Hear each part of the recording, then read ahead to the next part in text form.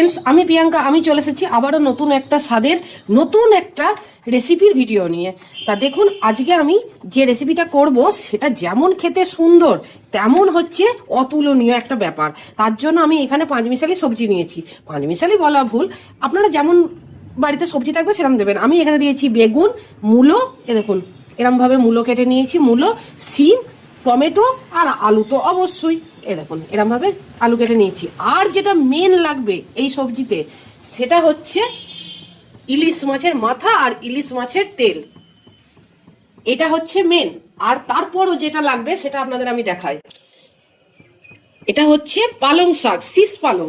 এই দেখুন শীষ শীষ হয়ে গেছে, শীষ পালং শাকের পালং শাক লাগছে। তাহলে এবার নিশ্চয়ই বুঝে গেছেন যে আমি কি রান্না করতে চলেছি। আর এদিকে আমি কড়াই বসিয়ে দিয়েছি, কড়াইয়ে তেলও বসিয়ে দিয়েছি ইলিশ মাছের মাথাটা ভাজার জন্য।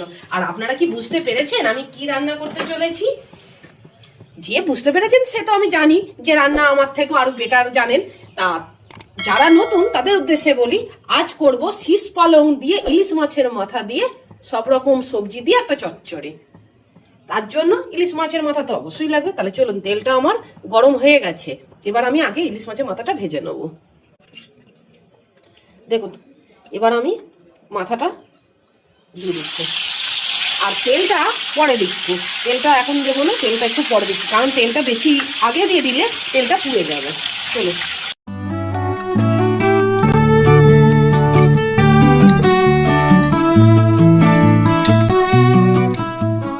এবার আমি কড়াইয়ে দেব এই তেলের মধ্যেই, একই তেলের মধ্যে এবার আমি দিয়ে দিচ্ছি পাঁচ ফোড়ন। একটু বেশি পরিমাণে পাঁচ ফোড়নটা লাগবে। এবার দিয়ে দিচ্ছি একটা তেজপাতা আর দুটো শুকনো লঙ্কা। এবার একটু নাড়াচাড়া করে নেব। এই রান্নাটা যেমন চটজলদি আর তেমনি খেতে তো একদম সেই লেভেলের মার কাটারি টেস্ট হয়, তাই না বলুন? এবার দেখুন ফোড়নটা হয়ে গেছে। এই পর্যায়ে আমি ইলিশ মাছের যে তেলটা ছিল সেটা এবার দিয়ে দিচ্ছি। এটা একটু নাড়াচাড়া করে নিই। দেখুন তেলটা এই পর্যায়ে একদম বন্ধ করে মোমো করছে। এরপর আমি দিয়ে দিচ্ছি এই সমস্ত ভেজিসগুলো, নাড়াচাড়া করে দিয়ে ঢাকা চাপা দিয়ে দেবো। তারপরে এটা হোক, ততক্ষণে আসছি 5 মিনিট পর। চলুন দেখি। চলুন, সবজিগুলো দেখুন অনেকটা মানে ভাজা ভাজা মতন হয়ে গেছে বা নরম হয়ে গেছে। এই পর্যায়ে আমি দিয়ে দেবো যে রেগুলার মশলাগুলো হয় সেগুলো আমি দেবো। চলুন, ফার্স্ট দিয়ে দেবো লবণ।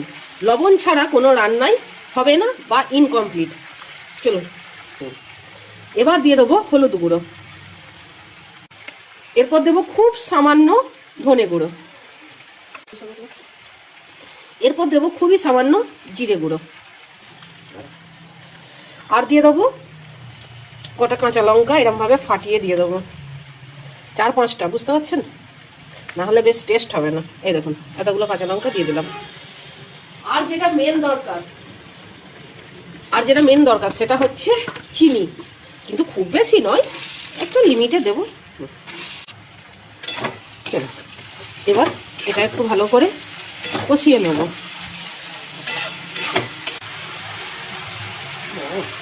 এবার আমি দিয়ে দেবো এই পালং শাকগুলো। দেখুন, চলুন দেখি 2-3 মিনিট হয়েছে। আর ও বাবা, কত জল ছেড়েছে দেখুন পালং শাক দিয়ে। এতেই রান্নাটা পুরো হয়ে যাবে। এখনকার পালং শাক না সেই আগের মতন আর নেই, জানেন? সব সার ফার দিয়ে তৈরি করে তো। দেখুন আলুও সেদ্ধ হয়ে যাচ্ছে।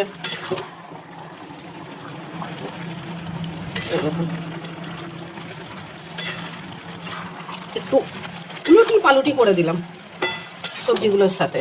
এবার আস্তে আস্তে একটু লো ফ্লেম দিয়ে দেবো, ভালো করে ব্যাপারটা মজে যাবে। চলুন, গ্যাসের ফ্লেমটা একদম কমিয়ে দিলাম। আর হচ্ছে এটা হতে থাকুক।